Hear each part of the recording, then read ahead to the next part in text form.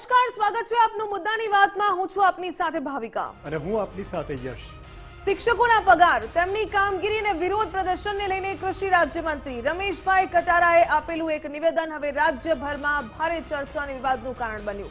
પંચમહાલના ગોધરામાં યોજાયેલા કાર્યક્રમમાં મંત્રીએ શિક્ષકોને મળતા પગાર અને તેમના વિરોધ અંગે ટિપ્પણી કરતા શિક્ષકોને કામમાં આળસ ન રાખવાની સલાહ આપી હતી। જો કે હવે આ નિવેદન બાદ શિક્ષક સંગઠનો અને શિક્ષક આલમમાં ભારે રોષ ફાટી નીકળ્યો છે। તો શિક્ષકોએ મંત્રીના નિવેદનને તેમના સ્વાભિમાન પર પ્રહાર ગણાવ્યા છે અને તેઓએ નિવેદન પરત ખેંચવું જોઈએ તેવી શિક્ષકો દ્વારા અત્યારે લાગણી અને માગણી વ્યક્ત કરવામાં આવી રહી છે। કારણ કે જાહેર મંચ પરથી એક મંત્રી આ પ્રકારનું નિવેદન આપે છે ત્યારે ચોક્કસથી સવાલો ઊભા થતા હોય છે। બીજી તરફ શિક્ષક સંઘોનું એવું પણ કહેવું છે કે શિક્ષકો માત્ર ભણાવવાનું નહીં પરંતુ સરકારની અનેક મહત્વપૂર્ણ કામગીરીમાં પણ સતત યોગદાન આપતા રહે છે। ત્યારે મંત્રીના નિવેદન બાદ ઊભા થયેલા વિવાદ મુદ્દે રાજ્યભરમાં અત્યારે નવી ચર્ચાઓ જાગવા લાગી છે। ભાવિકા, બિલકુલ, તો પંચમહાલમાં કૃષિ રાજ્યમંત્રીની અધિકારીઓ અને શિક્ષકોને ટકોર। જે મહત્વપૂર્ણ સમાચાર આજના રહ્યા, કામમાં આળસ ન રાખવા રમેશભાઈ કટારાએ ટકોર કરી। ગોધરા ખાતે યોજાયેલા સંમેલનમાં આડકતરી રીતે શિક્ષકોને ટકોર કરવામાં આવી કે મોદી સાહેબે ઘણી યોજનાઓ આપી છે, ઘણા લોકોને કામ કરવામાં કંટાળો આવે છે, સરકાર પગાર આપે છે, કામમાં આળસ ન રાખો।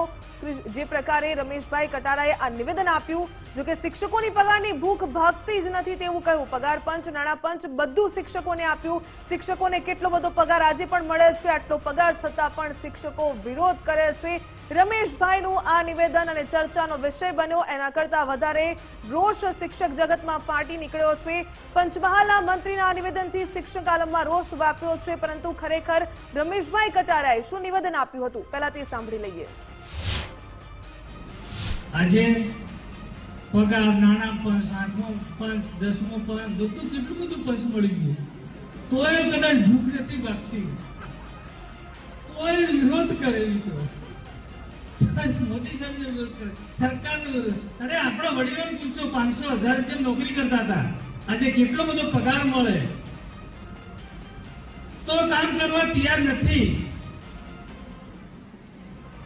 ઘણી વખતે શિક્ષકો બીજા હોય, પૈસા મોબાઈલમાં જ રહે।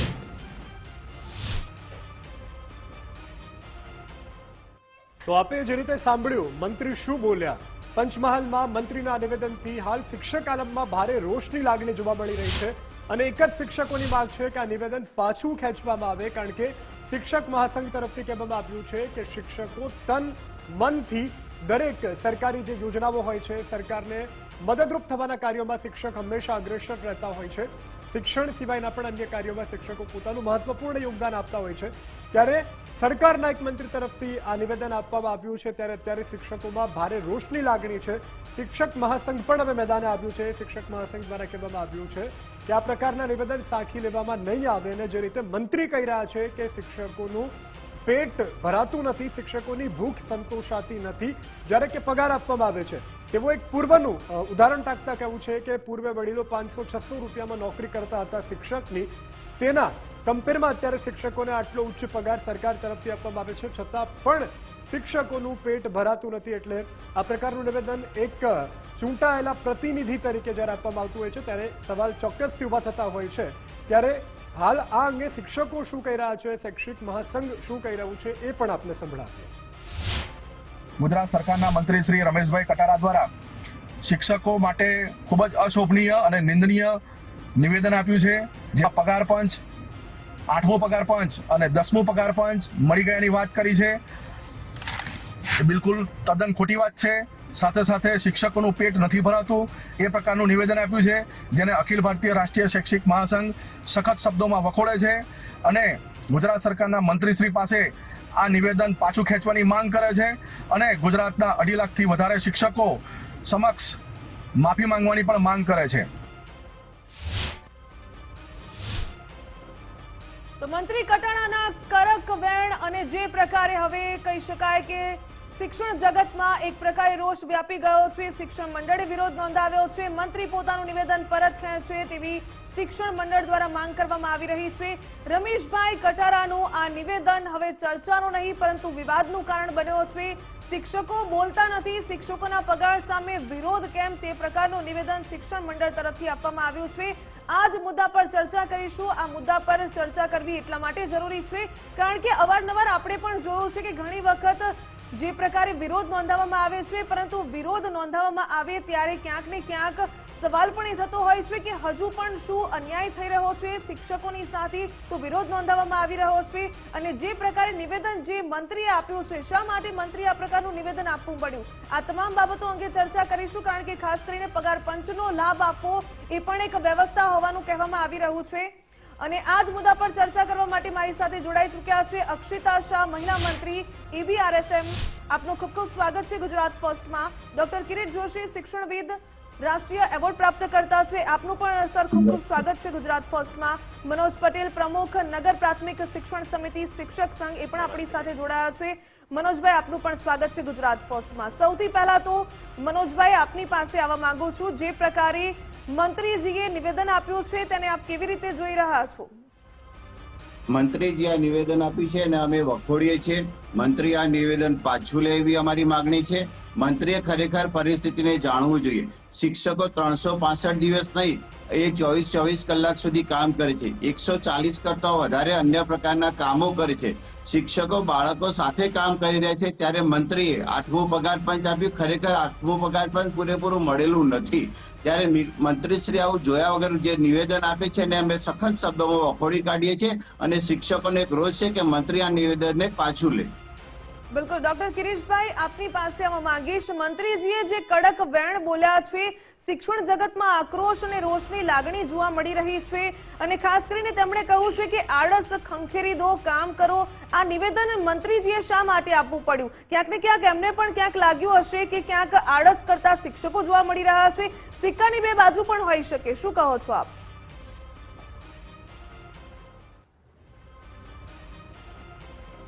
આદરણીય મંત્રી મહોદય એટલે એક સમાજના પ્રતિનિધિ છે, સરકારના પ્રતિનિધિ છે, સત્તાધારી પક્ષના પ્રતિનિધિ છે. ત્યારે તેઓએ હકીકતને ધ્યાનમાં લઈ એ હકીકત ઉજાગર કરવા માટે કયા શબ્દોનો ઉપયોગ કરવો અને કોની સામે કરવો છે એ બહુ મહત્વની વાત છે. હું સવિનય જણાવી રહ્યો છું કે મંત્રી હોવાના નાતે ચોક્કસ ક્યાંક શિક્ષકોનો વિરોધ અયોગ્ય હોય તો કહી શકાય કે શા માટે અયોગ્ય છે, પરંતુ શબ્દોનો જ્યારે ઉપયોગ કરીએ ત્યારે શિક્ષકોનું સમાન ભંગ થાય, અપમાનજનક શબ્દો વપરાય એ યોગ્ય નથી જ. કારણ કે શિક્ષક એક સમાજના ઘડવૈયા છે, રાષ્ટ્ર વિકાસના પાયાના વ્યક્તિ છે. ત્યારે એમનું સન્માન જળવાવું જોઈએ. આજે કેટલાક વાક્યો કદાચ એમનો ઈરાદો ખરાબ ન હોઈ શકે, પણ એ જાણ્યા વગર વિચાર્યા વગર જો બોલીએ તો શિક્ષકનું અપમાન થતું હોય છે અને બરોબર નથી જ. હા, આદરણીય સુપ્રીમ કોર્ટે શિક્ષકોને એક ખાસ સૂચના આપતો એક આદેશ આપ્યો છે કે દરેક શિક્ષકોએ 2010 પછી જે ટેટ પરીક્ષા સાથે જેનું જે નિમણૂક થતી હોય છે તો 2010 પહેલાના જે શિક્ષકો છે તેઓએ પણ ટેટ પરીક્ષા પાસ કરવી જરૂરી છે, જેનો શિક્ષકો દ્વારા વિરોધ થઈ રહ્યો છે અને આ વિરોધના કારણે શિક્ષણ તંત્ર આખું ડામાડોળ થાય એમ છે. ત્યારે મંત્રીશ્રીને એવું હોઈ શકે કે આવું ન થવું જોઈએ. હા, શિક્ષકોમાં એવી વાત છે કે અમે આટલા અનુભવી છીએ, 20 વર્ષના, 25 વર્ષના, 30 વર્ષના, અમારે પરીક્ષા આપવાની. તો બીજી બાજુ સરકાર અને માનનીય સુપ્રીમ કોર્ટ એવું ઈચ્છે છે કે ગુણવત્તા પણ એટલી જ જરૂરી છે. કારણ કે ભારત સરકારે રાષ્ટ્રીય શિક્ષણ નીતિ જે અમલમાં મૂકી છે તેમાં સમાજના વિકાસને, રાષ્ટ્ર વિકાસને બાળકોના કેન્દ્રમાં રાખીને એક નીતિ નક્કી કરી છે અને નીતિમાં શિક્ષકોની ગુણવત્તા અનિવાર્ય છે. એ ગુણવત્તા શું છે? ગુણવત્તા એટલે માત્ર પરીક્ષા નથી. એ પરીક્ષા શા માટે છે? તો બદલાતા પ્રવાહો. અત્યારે દરેક વર્ષે, 2 વર્ષે, 5 વર્ષે શિક્ષણની નીતિ બદલાય છે, શિક્ષણની ઘટનાઓ બદલાય છે, શિક્ષણમાં આવતી ટેકનોલોજી બદલાય છે, જરૂરિયાતો બદલાય છે, પરિબળો બદલાય છે, સમાજના પરિબળો બદલાય છે, સંશોધનો થઈ રહ્યા છે. ત્યારે શિક્ષકોએ આ બધી જ બાબતોથી માહિતગાર રહેવું જરૂરી છે. હા, નો ડાઉટ કે એકલી પરીક્ષા કે એનો માપદંડ ન હોઈ શકે, પરીક્ષા સામે અનુભવ પણ ચડિયાતો જ છે. ત્યારે હું સરકારને સવિનય વિનંતી કરું છું કે સુપ્રીમ કોર્ટના આદેશનું પાલન થાય, પરંતુ સરકાર અનુભવી શિક્ષકોના અનુભવને પણ ધ્યાનમાં લે. એ અનુભવ અને આ પરીક્ષા આ બંનેનો સમન્વય થાય. એની સાથે કેટલાક વર્ષો જે 2028 સુધી છૂટ આપી છે, પણ કદાચ 2030 સુધી પણ છૂટ આપવી જોઈએ. આ દરમિયાન રાજ્ય સરકારોએ કે ભારત સરકારે શિક્ષકોને યોગ્ય માર્ગદર્શનની વ્યવસ્થા કરવી જોઈએ કે પરીક્ષામાં કઈ ઘટના શા માટે જોવામાં આવે છે, કયા પ્રકારના પ્રશ્નપત્રો હોય, કયા પ્રકારની વિગતોથી માહિતગાર થવું જોઈએ, તાલીમ આપવી જોઈએ.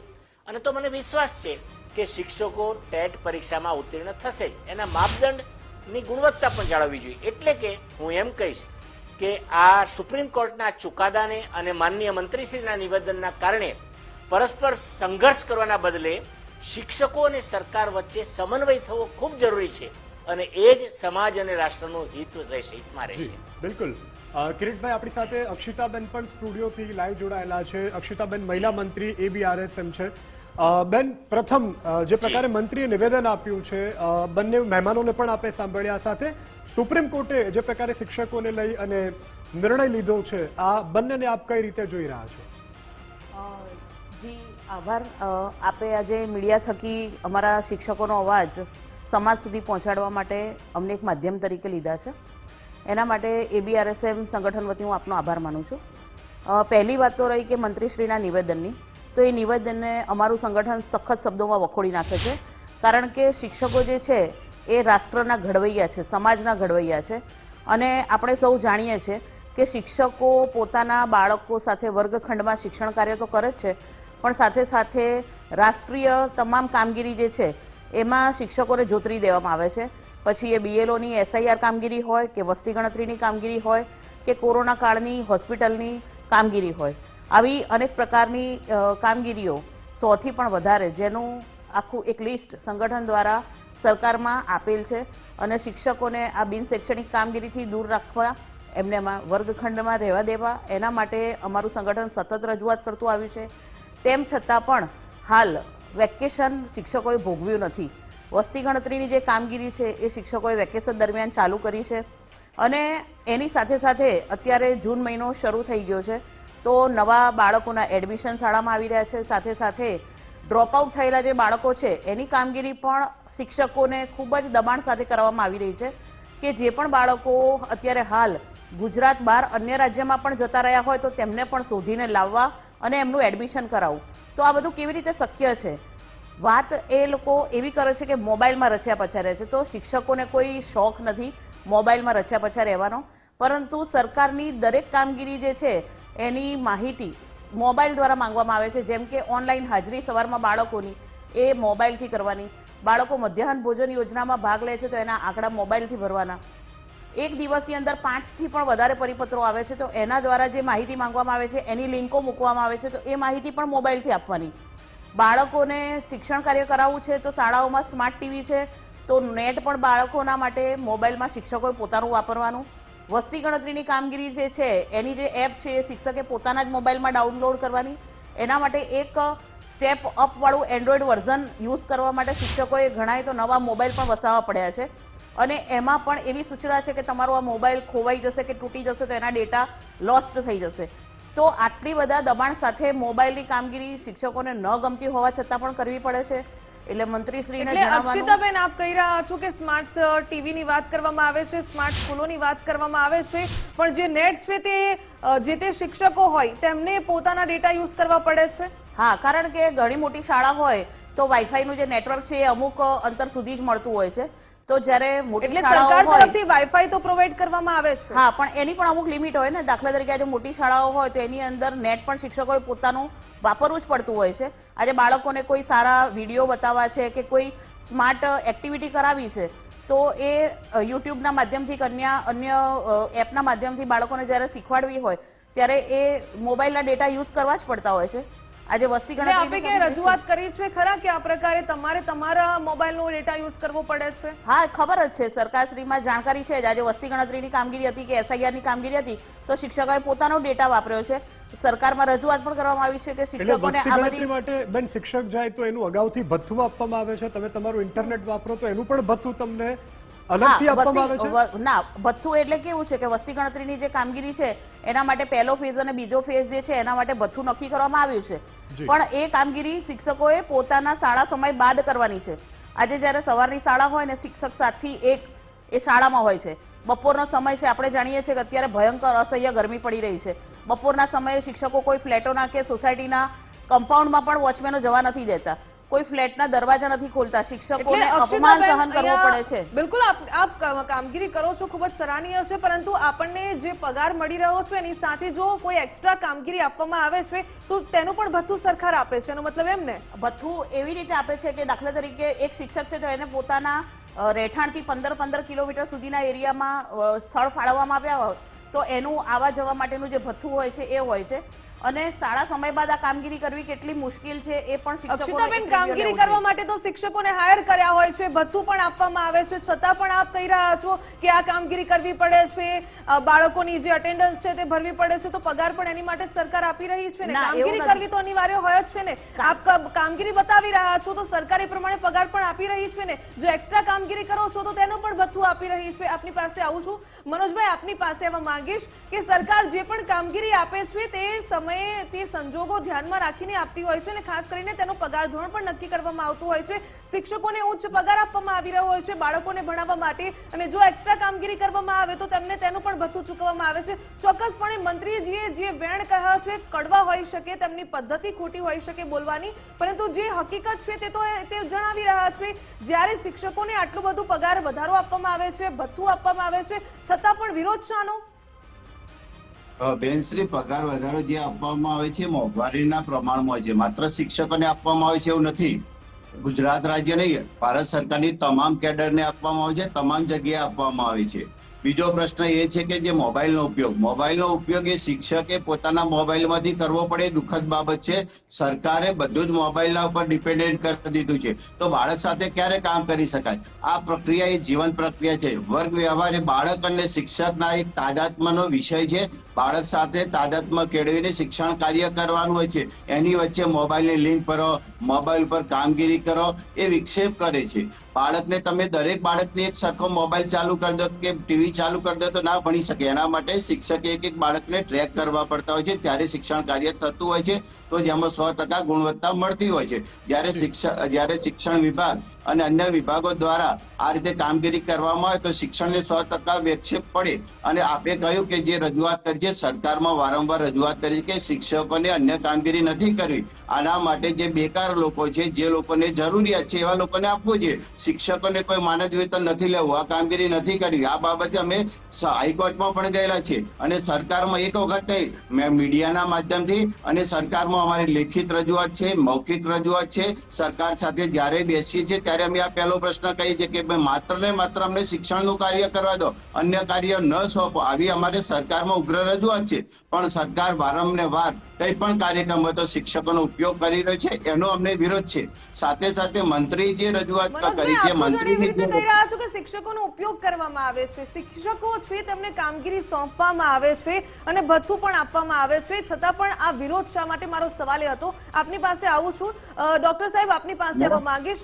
જે પ્રકારે વિરોધ થાય છે, કોઈ અન્યાય થતો હોય, કોઈ કામગીરી છે તેમને વ્યવસ્થિત રીતે ન મળતી હોય અને કામગીરી કરવામાં ક્યાંક વિક્ષેપ થતો હોય તો વિરોધ કરવામાં આવી શકે, પરંતુ બધી જ વાતે વિરોધ, કોઈ પણ કામગીરી સોંપવામાં આવે એટલે વિરોધ કરવામાં આવે, આ કેટલું યોગ્ય છે? કારણ કે જો અટેન્ડન્સ ભરવાની હોય અને પછી વિદ્યાર્થીઓનું જે પણ કહી શકાય કે મધ્યાહન ભોજનની બાબત હોય કે પછી જે પણ દિનચર્યા હોય એ ભરવાની હોય, એ રૂટીન પ્રક્રિયા છે. જે 5-6 કલાકનો જે સમયગાળો હોય છે તેમાં એટલું તો ભરી જ શકાય છે.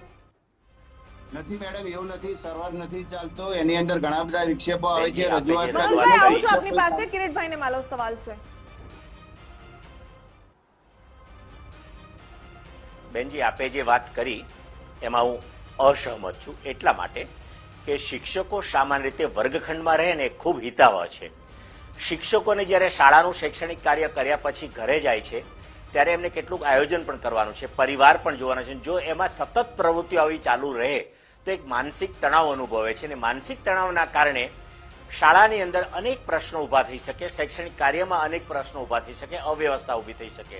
જ્યારે રાજ્ય સરકાર કે ભારત સરકાર જ્યારે વધારાનું મહેનતાણું આપે જ છે, ત્યારે શિક્ષકો એ મહેનતાણું જેને સ્વેચ્છાએ લેવું છે એમને આપણે આપી શકીએ, પણ જેમને માનો કે આ કામ નથી કરી શકે તો એમના બદલામાં વિકલ્પ સરકાર ઊભો કરે તો એક તો રોજગારી ઊભી થશે. એક આવો વિભાગ જ ઊભો કરવો જોઈએ કે પછી અનિવાર્ય રાષ્ટ્રીય કાર્યક્રમો હોય કે સામાજિક કાર્યક્રમો હોય, એમાં આવા યુવાનોને એક પછી એક કાર્યક્રમમાં જોડતા રહેવાય. ઇવન શાળાઓમાં પણ એક ક્લાર્ક આપવા જોઈએ, અને ક્લાર્ક આપવામાં આવે કે જેને ભલે તમે આઉટસોર્સિંગથી લો, કે જેમના દ્વારા બધી જ માહિતી જે સરકાર માગે આપવામાં આવે, તો શિક્ષકો ફ્રી રહેશે.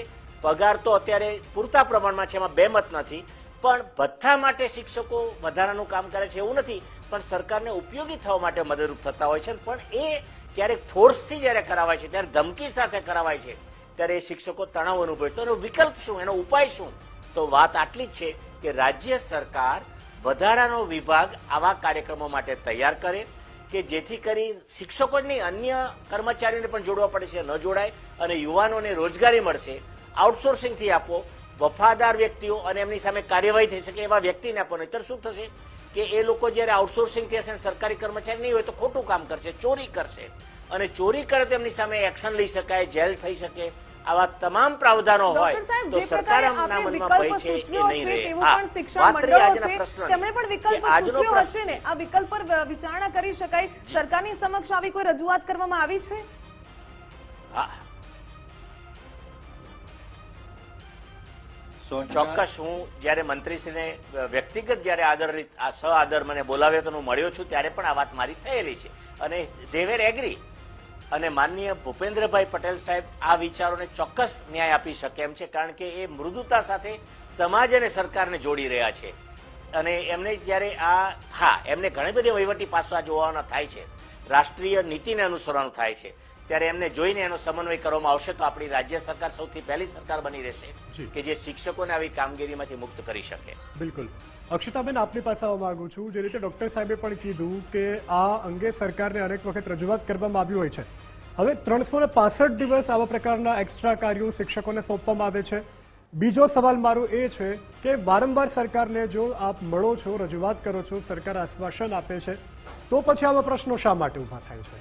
જી ચોક્કસ. 365 દિવસની વાત કરું તો શિક્ષકો પાસે આવી કામગીરી સતત ચાલુ જ રહે છે, કારણ કે જે શિક્ષકોને BLO બનાવેલા છે એ મોટાભાગના શિક્ષકો આખા સમગ્ર વર્ષ દરમિયાન આ કામગીરી સાથે જોડાયેલા રહે છે. અને હમણાં પણ આપ જોશો કે ચૂંટણી હમણાં જ પતી છે, તો ચૂંટણીના પહેલા જે 3 કે 4 મહિનાનો સમય હતો એમાં SIRની કામગીરી શિક્ષકોએ કરી છે. ત્યારબાદ તરત ચૂંટણી આવી, ચૂંટણી પતાવ્યા પછી તરત જ વેકેશન પહેલા વસ્તી ગણતરી માટે આદેશ થયો છે કે હેડક્વાર્ટર ન છોડવું. તો શિક્ષકો પોતે વેકેશનલ કર્મચારી હોવા છતાં પણ તેઓ પોતાના વતનમાં કે પોતાના પરિવાર સાથે ક્યાંય બહાર જઈ શક્યા નથી. અને બીજી વાત એ કે ચાલુ શૈક્ષણિક કાર્ય દરમિયાન આ બધી કામગીરીઓમાં વિક્ષેપ થાય છે. વર્ગખંડની અંદર શિક્ષક પોતે માનસિક તણાવ સાથે કામ કરે છે, પોતાનું 100% આપી શકતો નથી, કારણ કે અધિકારી પોતાના જે શાળાના શૈક્ષણિક વિભાગના અધિકારીઓ છે એમનું તો પ્રેશર હોય જ છે, પણ સાથે સાથે વસ્તી ગણતરીના જે અધિકારીઓ છે એ પણ શિક્ષકોને એટલી ધમકી, ધાક અને દબાણ સાથે કામ કરાવે છે કે આ કામ આટલા સમયમાં પૂરું થવું જ જોઈએ, આજે આટલી એન્ટ્રી થવી જ જોઈએ, જ્યારે વાસ્તવિકતા કંઈક અલગ છે. કારણ કે આપ પણ એક મંડળના મંત્રી છો, તો આપે રજૂઆત કરી હશે કે શિક્ષકોને આ પ્રકારની તકલીફોનો સામનો કરવો પડે છે. આ પ્રકારે તણાવપૂર્ણ સ્થિતિમાં વિદ્યાર્થીઓને કેવી રીતે ભણાવી શકે? ચોક્કસ. અમારા અખિલ ભારતીય રાષ્ટ્રીય શૈક્ષિક મહાસંઘ ગુજરાત પ્રાંત તરફથી સરકારમાં આ વસ્તુની રજૂઆત થયેલી છે કે શિક્ષકોને વર્ગખંડની સાથે સાથે આ જે જવાબદારી છે, આજે હું તમને એમ જ કહીશ કે આજે વસ્તી ગણતરીના જે નિયામક કચેરીથી પરિપત્ર થયો છે કે વસ્તી ગણતરીની કામગીરી જ્યારે પણ શિક્ષકો કે અન્ય કર્મચારીઓ કરશે ત્યારે એમને ફરજ ઉપર ગણવામાં આવશે, એમની ઓન ડ્યુટી ગણવામાં આવશે. જ્યારે અમને એવું કહેવામાં આવે છે કે તમારે આ કામગીરી શાળા સમય બાદ, કચેરી સમય બાદ કરવાની છે, તો આમાં શિક્ષકો જાય ક્યાં? વસ્તી ગણતરીમાંથી એવું કહેવામાં આવે છે કે તમારી આ ફરજનો સમયગાળો ઓન ડ્યુટી ગણાશે. અમને એવું કહેવામાં આવે છે કે તમારે આ કામગીરી શાળા સમય બાદ, કચેરી સમય બાદ કરવાની છે. બપોરના સમયમાં સામાજિક સોસાયટીના લોકો છે કે પરિવારના લોકો કોઈ પણ આરામ કરતા હોય અથવા તો ઘરે કોઈ વ્યક્તિ એવી જવાબદાર હાજર ના હોય ત્યારે એવી રિસ્પોન્સ મળતો નથી. સાંજના સમયે એક મહિલા શિક્ષિકાઓ પણ વધારે છે, તો એમને પોતાના ઘર પરિવાર બાળકોની જવાબદારી છે, સાંજે રસોઈ કરવાની હોય તો કયા એટલે સમયે આ અક્ષિતાબેન, વસ્તી આપ માનો ગણતરીનું છો કામ કે થઈ વસ્તી શકે? ગણતરીની કામ હોય, SIR ની કામગીરી હોય કે તો આ કામગીરી છે તે અન્યને સોંપવી જોઈએ, શિક્ષકોને માત્ર વિદ્યાર્થીઓના ભવિષ્યના ઘડતર માટે રાખવા જોઈએ? જી જરૂર, કારણ કે રોજગારીની તકો ઊભી કરવી, આપણો આજનો જે યુવાધન જે છે એ બેરોજગારીથી પીડાય છે, તો એક આઉટસોર્સિંગથી માધ્યમથી એવા યુવાઓને રોજગારી આપવી જોઈએ જે સમગ્ર વર્ષ દરમિયાન આવા બધા જે સરકારી કામો છે એની અંદર જોડાયેલા રહે, એમને પણ માનદ વેતન અને ભથ્થું આપો. અમારે આવા કોઈ વધારાના ભથ્થા જોઈતા નથી. અમને ફક્ત અમે જે કર્મચારી તરીકે નિમાયા છે એ કામ અમને કરવા દો, કારણ કે શ્રમ કાર્ડ કાઢવું, આધાર કાર્ડ કાઢવું કે આભા કાર્ડ કાઢવું એ શિક્ષકોનું કામ નથી. શિક્ષકોને શિક્ષણ કાર્ય માટે લીધા છે, તો એ કામ અમને કરવા દો. અમારા બાળકોનું ભણતર આમાં ખરાબ થઈ રહ્યું છે. ગુજરાતનું ભાવિ જે છે ને એ અત્યારે ખતરામાં છે, કારણ કે શિક્ષણ કાર્ય કરવા માટે શિક્ષક જ નહીં હોય તો બાળકોનું ભવિષ્ય કેવી રીતે સારું બનશે, એક સારો નાગરિક તમને કેવી રીતે મળશે? તો શિક્ષકોમાં આ વિષય વધારે ચિંતાજનક છે. અને સામે મંત્રીશ્રીએ જે નિવેદન કર્યું છે એના કારણે શિક્ષકોની લાગણી ચોક્કસ દુભાઈ છે, અને અમારા સંગઠન તરફથી હું મંત્રીશ્રીના નિવેદનને સખત શબ્દોમાં વખોડી નાખું છું. તેમણે આવા નિવેદનો આપતા પહેલા જે પણ હકીકત છે એને જાણવી જોઈએ. 8મો પગાર પંચની તો ખાલી કમિટી જ નિભાઈ છે. હજુ સુધી 7મા પગાર પંચ જે લાગુ થયું છે કેન્દ્રમાંથી, એના રાજ્ય સરકારમાંથી જે ભથ્થા છે મળવાપાત્ર એ પણ શિક્ષકોને મળ્યા નથી, અને ત્યારે હક માટે પોતાને આંદોલન કરવું પડે છે કે વિરોધ કરવો પડે છે. એટલે આ વસ્તુને ખોટી રીતે સમાજમાં મૂકવામાં આવી છે અને એનાથી શિક્ષકોની છબી ખરડાય છે અને અમે સખત દુઃખી છીએ. જી બિલકુલ. મનોજભાઈ, આપની પાસે આવવા માંગુ છું. જે રીતે બહેને પણ વાત કરી છે કે અવારનવાર રજૂઆત કરવામાં આવે છે છતાં પણ શિક્ષકોને દર વખતે આગળ કરવામાં આવે છે, એનો મતલબ ક્યાં કાચું ક્યાં કપાય છે? આપના તરફથી રજૂઆતમાં કાચું કપાય છે કે સરકાર તરફથી પ્રત્યુત્તરમાં કાચું કપાય છે? કારણ કે થોડા દિવસ તો તમામ લોકો રજૂઆત માટે જાય છે અને પછી વળતા પાણી જેવી સ્થિતિ જોવા મળતી હોય છે, અને સ્ટાફની ઘટ હોવાની પણ એક તરફ વાત કરવામાં આવી રહી છે. ત્યારે કેવા પ્રકારના પડકારો રહેતા હોય છે જ્યારે આવા પ્રકારની કામગીરી હોય ત્યારે? 100% અમારા તરફથી ઉગ્ર રજૂઆત થાય છે. લેખિતમાં પણ રજૂઆત થઈ છે, મૌખિકમાં રજૂઆત થઈ છે. એક વખત નહીં, અનેક વાર રજૂઆત થઈ છે. મીડિયાના માધ્યમથી પણ રજૂઆત થઈ છે. રજૂઆત માટે જ્યારે જઈએ છીએ ત્યારે કે 100% એમને ખબર છે માત્ર અમારી રજૂઆત નથી, જ્યારે પ્રવેશ ઉત્સવ આવે ત્યારે જે IAS IPS અધિકારીઓ હોય એમની સામે પણ રજૂઆત થયેલી છે, એમને પણ રિપોર્ટ આપેલા છે. આપ મીડિયાના માધ્યમના જૂના રિપોર્ટ જોઈ શકો છો. એમાં પણ એમને કહેલું છે કે ભાઈ શિક્ષકોને માત્ર શિક્ષકની કામ કરવા દો, અન્ય કામગીરી ન સોંપો. છતાં પણ સરકારની એક ઉગ્ર એવી એક ઈચ્છા હોય છે કે શિક્ષકો માટે આ કામગીરી ન આપવી જોઈએ, શિક્ષકોને માત્ર શિક્ષણની કામગીરી કરાવવી જોઈએ. પરંતુ સરકારે આ માટે કમિટીઓ રચી, વારંવાર આ બાબતે વાતો કરી, પરંતુ કોઈ ફળદાયી પરિણામ સરકાર તરફથી નથી મળ્યું. સંગઠનોએ તો રજૂઆત કરી છે, અમે તો એટલા સુધી રજૂઆત કરી છે કે જો બને તો સમયનો અભાવ છે, ક્લોઝિંગ કમેન્ટ આપની પાસેથી લેવી છે. જે પ્રકારે મંત્રીનું નિવેદન આવ્યું, આપ વિરોધ કરી રહ્યા છો, અનેક સમસ્યાનો સામનો કરી રહ્યા છો, શું કહેશો? આગામી શું ઈચ્છી રહ્યા છો આપ? મંત્રીશ્રી આ નિવેદનને પાછું ખેંચવું જોઈએ. અમારો ઉગ્ર વિરોધ છે. જો મંત્રીશ્રી આ નિવેદનને પાછું નહીં ખેંચે તો અમારે ઉગ્ર આંદોલન કરવાની ફરજ પડશે. બિલકુલ. અક્ષિતાબેન, આપ શું કહેશો? અમારા સંગઠન તરફથી પણ રજૂઆત થઈ ગઈ છે કે મંત્રીશ્રી પોતાનું નિવેદન પાછું ખેંચી અને ગુજરાતના 2.5 લાખ ઉપરાંત જે શિક્ષકો છે એ શિક્ષક સમાજની તેઓ માફી માંગે અને પોતાનું નિવેદન પાછું ખેંચે, નહીતર એમના નિવાસ સ્થાને જઈ અને એમનું માફીપત્ર માંગવા માટે રજૂઆત કરવામાં આવશે. ડોક્ટર ગિરી સાહેબ, આપ શું કહેશો?